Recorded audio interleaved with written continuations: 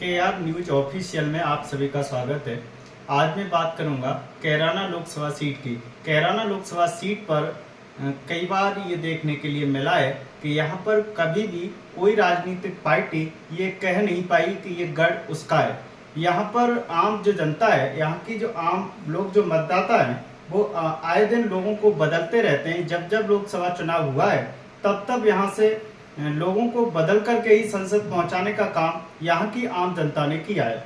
तो मैं आपको सबसे पहले ये बता दूं, उत्तर प्रदेश में कैराना लोकसभा सीट इसलिए मायने रखती है। कैराना लोकसभा सीट से ये तय होता है कि उत्तर प्रदेश की राजनीति का हवा का रुख किस तरफ है। तो इस बार आपने देखा होगा जिस तरीके से उत्तर प्रदेश की 8 लोकसभा सीटों पर 19 अप्रैल को जो मतदान होना है उसमें से कैराना लोकसभा सीट भी है। तो पश्चिमी यूपी की ये हॉट सीट मानी जाती है। तो यहाँ ये जो कैराना लोकसभा सीट है वो इसलिए भी चर्चित सीट है कि यहाँ जो मतदाता है यानी कैराना लोकसभा सीट है वो मुस्लिम बाहुल सीट मानी जाती है। तो मैं आपको ये भी बता दूं कि इस बार कैराना लोकसभा सीट से जिस तरीके से पश्चिमी यूपी से लगातार इस बात की चर्चाएं बहुत तेज है कि जो बीजेपी का एक कोर वोटर कहा जाता था, राजपूत यानी कि ठाकुर समाज से जो 100% वोट बीजेपी को सपोर्ट करता था, इस बार वो इस बात को कह रहा है कि जो उसकी लीडरशिप है, जो उसका जो निचले स्तर पर विधायक और सांसद हैं, वो बीजेपी कहीं ना कहीं उसे खत्म करने की कोशिश कर रही है। इसलिए राजपूत जो समाज है वो एक तरीके से नाराज दिखाई देता है। आपने देखा होगा जिस तरीके की जन चौपाल लगा करके लोग अपने विरोध को जता रहे हैं। आपने कैराना लोकसभा सीट और मुजफ्फरनगर लोकसभा सीट पर राजपूतों ने इस बात का ऐलान भी किया है कि इस बार वो बीजेपी के खिलाफ मतदान करेंगे। ऐसा वो इसलिए भी कह रहे हैं कि उन्हें अपनी लीडरशिप को बचाना है, अपने स्वाभिमान को बचाना है।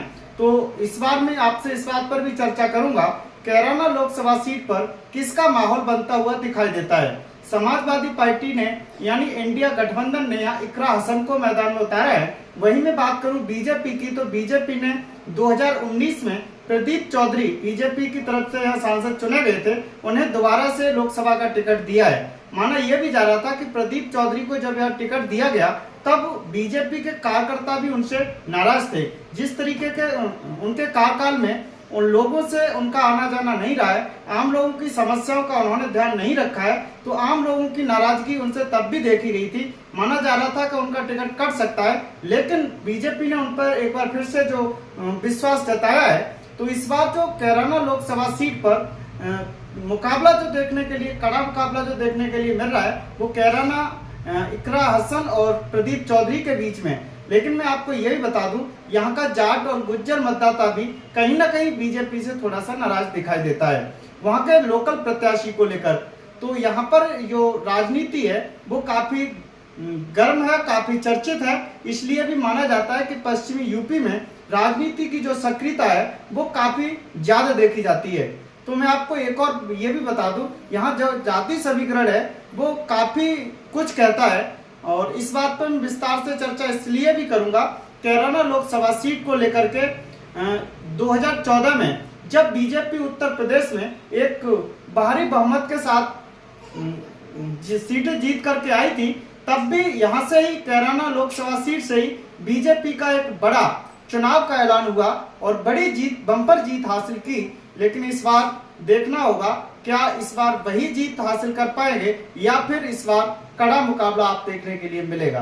तो ऐसी सही और सटीक जानकारी के लिए आप हमारे चैनल को सब्सक्राइब और शेयर करते रहिए।